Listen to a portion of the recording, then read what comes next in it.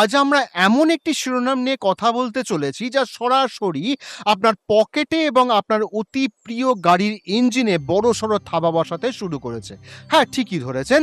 আজকে আমরা আলোচনা করব E20 ফুয়েল বা 20% ইথানল ব্লেন্ডিং পেট্রোল নিয়ে। 2025 সালের পর থেকে পুরো দেশ জুড়ে এটি ম্যান্ডেটরি বা বাধ্যতামূলক রোল আউট বা চালু করা হয়ে গেছে। আপনি যখনই পেট্রোল পাম্পে গাড়ি বা বাইকে তেল ভরাতে যাচ্ছেন, সরকার না জানিয়েই কিন্তু তাতে 20% ইথানল মিশিয়ে আপনাকে দিচ্ছে। আর এই মুহূর্তে সোশ্যাল মিডিয়ায় একেবারে বন্যা বয়ে গেছে যে সাধারণ মানুষের একের পর এক ভয়ঙ্কর অভিযোগের। হাজার হাজার গাড়ির মালিক দাবি করছেন যে এই নতুন পেট্রোল ঢালার পর থেকে গাড়ির মাইলেজ এক ধাক্কায় মারাত্মক কমে গেছে। শুধু তাই নয়, পুরনো গাড়িগুলো এই ইথানলের উপযোগী ছিল না। সেগুলো কার্বোনেটর, ইঞ্জিন এবং ফুয়েল ফিল্টার পুরোপুরি ক্ষয় বা করোনেশনের শিকার বা বরবাদ হয়ে যাচ্ছে।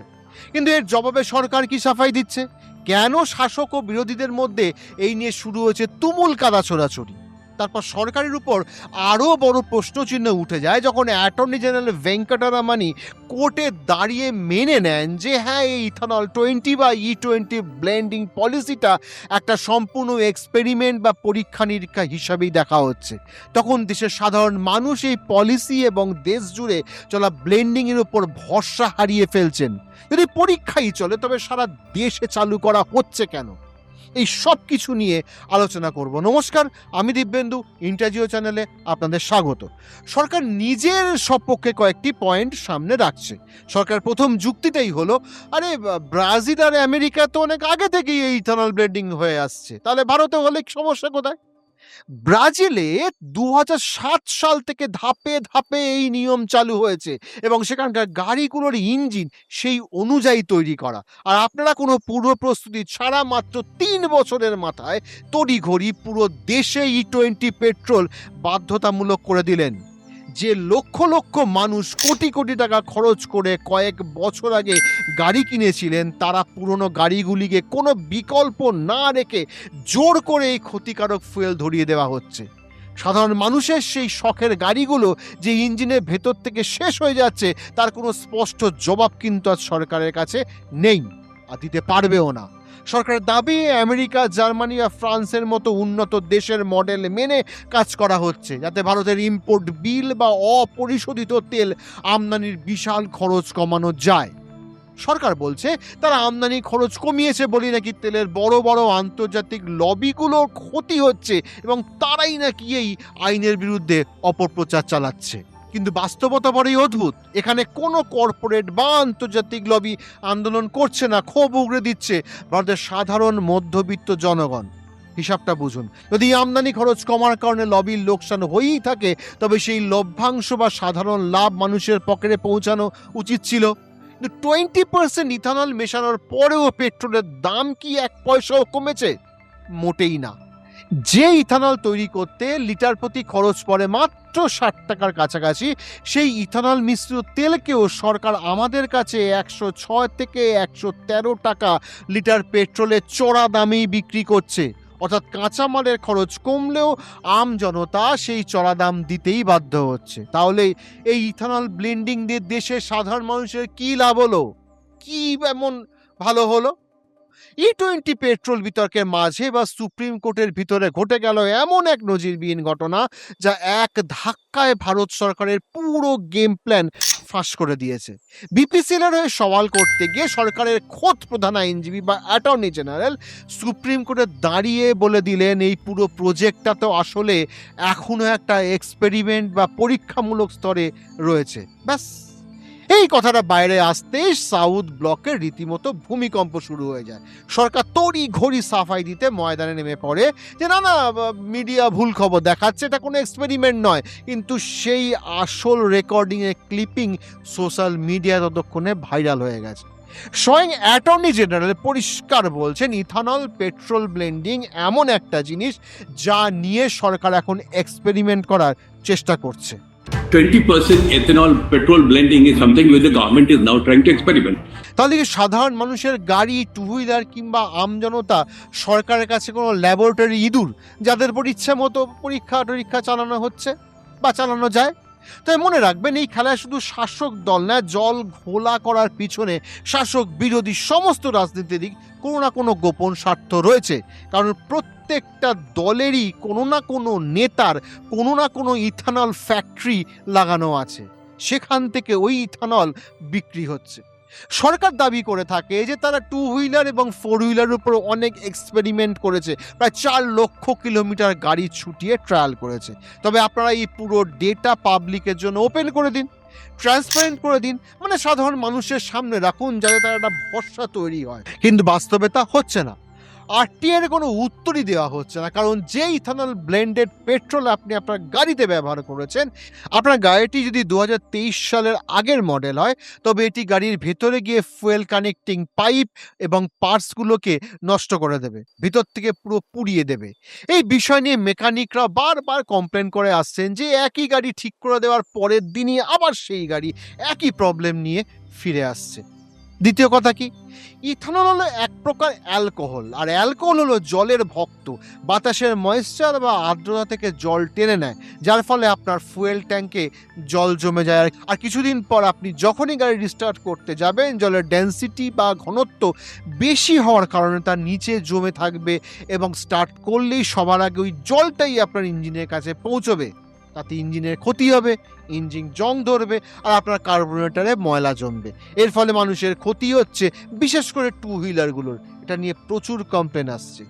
সরকার নীতি আয়োগের রিপোর্ট বলছে যে ভারতের 2/3 গাড়ি 2023 আগের মডেলে, তার মানে এই গাড়িগুলোর ইঞ্জিন ইথানল ব্লেন্ডেড সহ্য করতে পারবে না।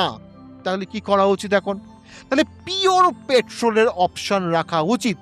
আমেরিকা, ব্রাজিল, ইউরোপীয় ইউনিয়ন যেমন অ্যাভেলেবেল রেখেছে, ঠিক সেরকমই এখানেও হয়তো একটু বেশি দামই হবে, তো এখানেও কিন্তু রাখা উচিত। তবে সেখানকার পেট্রোলের দাম কিন্তু ভারতের মতো এত বেশিও নয়, এটাও আমাদের মাথায় রাখা উচিত। কিন্তু সরকার আম জনতাকে দুদিক থেকেই চাপ দিচ্ছে, এটা না জাস্ট হতে পারে না। হয় পকেটের উপর বোঝা চাপান, নয়তো গাড়ির ওপরে। আপনারা যদি ইথানল ব্লেন্ডেড পেট্রোল দিতেই চান, তবে তার দাম আরও কমাতে হবে, আর সেই সাথে পিওর পেট্রোলের দামও কমাতে হবে। আর সেটা কীভাবে সম্ভব?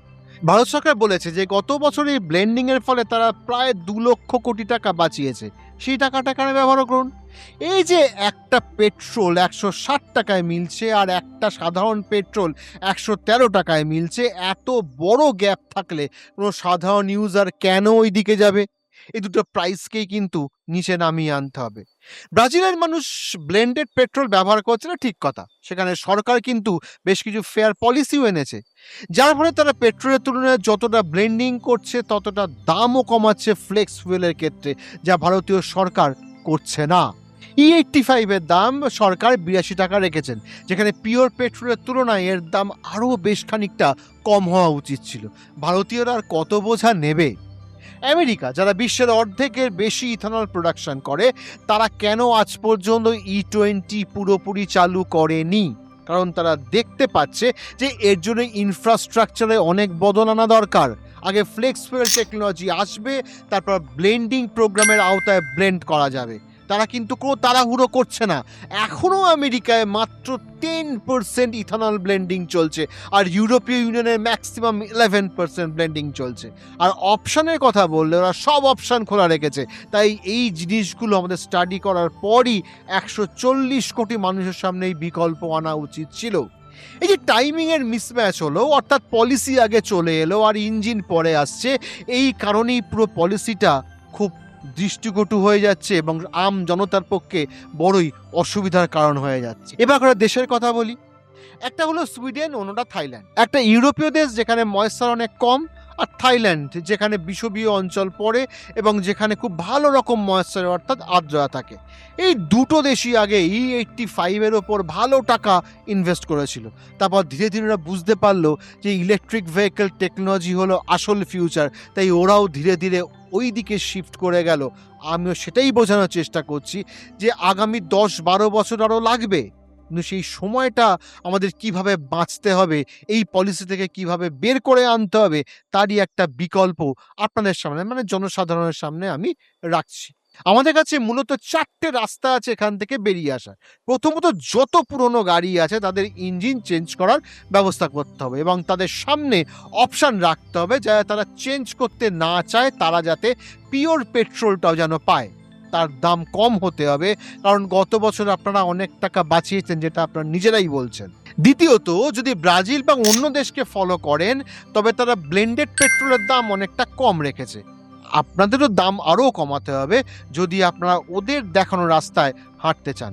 তৃতীয়ত, ফ্লেক্স ফুয়েল গাড়ির ইঞ্জিনের জন্য সরকারকে জিএসটিতে ছাড় এবং ভর্তুকি দিতে হবে। চতুর্থত, আমরা আমাদের দানাশস্য চাল বা আখ নিয়ে এতটা অ্যাগ্রেসিভ হতে পারি না, কারণ পুরো ভারতেই আস্তে আস্তে জলের অভাব প্রকট হচ্ছে। ব্যাঙ্গালোর বা সিমলাতে কখন জল শেষ হয়ে যাবে আমরা কেউ জানি না। 1 লিটার ইথানল বানাতে 3 থেকে 10 লিটার পর্যন্ত জল লাগে। তাই আমরা ইথানলের জন্য এতটা জল নষ্ট করতে পারি না। নন ফুড ক্রপস থেকে এটি বানাতে হবে। আর পরিশেষে ইলেকট্রিক ভেহিকেলে যে ফিউচার, এটা আজ বিশ্ব জুড়ে প্রমাণিত হয়ে গেছে। এতদিন ধরে শুধু এই চর্চাই চলছিল যে E20 রোল আউট হয়ে গেছে এবং এর ফলে মানুষের লাভ হবে, কিন্তু সাধারণ মানুষ লাগাতার নিজেদের তরফ থেকে কমপ্লেইন বা অভিযোগ জানিয়ে আসছিল যে স্যার আপনারা চালু করে দিলেন, কিন্তু কোন কোন গাড়ির ওপরে টেস্ট বা পরীক্ষা হয়েছিল সেটা তো অন্তত জানান। E20 বা ইথানল মেশানো পেট্রোল যখন গাড়িতে ঢালা হচ্ছে তখন আমাদের আশ্বস্ত করার জন্য এটুকু তো বলুন যে আপনারা এই কোম্পানির গাড়ি বা বাইকের ওপর পরীক্ষা করেছেন এবং তা সফল হয়েছে। সে ডেটা নিশ্চয়ই আপনাদের কাছে থাকবে, কারণ বারবার আপনারা বলেছেন যে আপনাদের কাছে সমস্ত রিসার্চ পেপার উপলব্ধ আছে। যখন একজন অ্যাক্টিভিস্ট বা সাধারণ নাগরিক আরটিআই ফাইল করে সরকারের কাছে জানতে চাইলো যে দয়া করে আমাদের সেই ডেটা দেখান যেখানে আপনারা রিসার্চ করেছেন, তখন সরকারের তরফ থেকে জবাব এলো যে এটি গোপনীয়।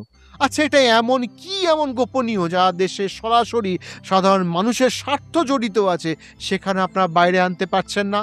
যখন জনস্বার্থ মামলা নিয়ে সাধারণ মানুষ সেপ্টেম্বর 2023-এ সুপ্রিম কোর্টে পৌঁছালো, সুপ্রিম কোর্ট সরাসরি সে বিষয়ে কোনো কথা শুনতে অস্বীকার করে দিল।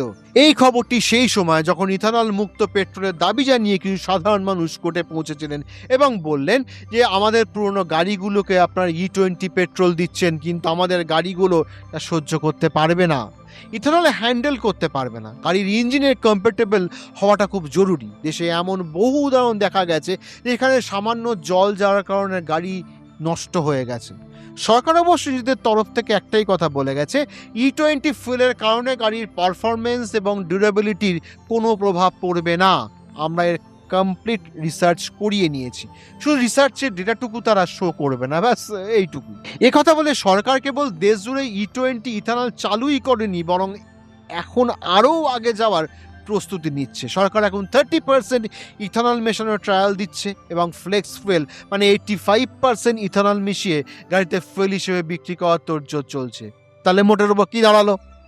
একদিকে নেপথ্যে চলছে কোটি কোটি টাকার ইথানল ব্যবসা, রাজনৈতিক টানাটানি, আর অন্যদিকে সুপ্রিম কোর্টের ভেতরে খোদ সরকারি আইনজীবীর স্বীকারোক্তি যে দেশ জুড়ে নাকি সাধারণ মানুষের উপর পরীক্ষা নিরীক্ষা চালানো হচ্ছে। আপনাদের কি মনে হয় এই ভূরাজনৈতিক এবং অভ্যন্তরীণ কর্পোরেট রাজনীতির নোংরা খেলায় কি বলির পাঠা বানানো হচ্ছে না ভারতের জনসাধারণ মধ্যবিত্তকে? আপনাদের কি মনে হয় সরকার ঠিক করছে? আপনারাই বলুন, সরকার ঠিক করছে না ভুল করছে, যে কমেন্ট সেকশনে। ততক্ষণ সবাই ভালো থাকবেন, সুস্থ থাকবেন। জয় হিন্দ, জয় ভারত।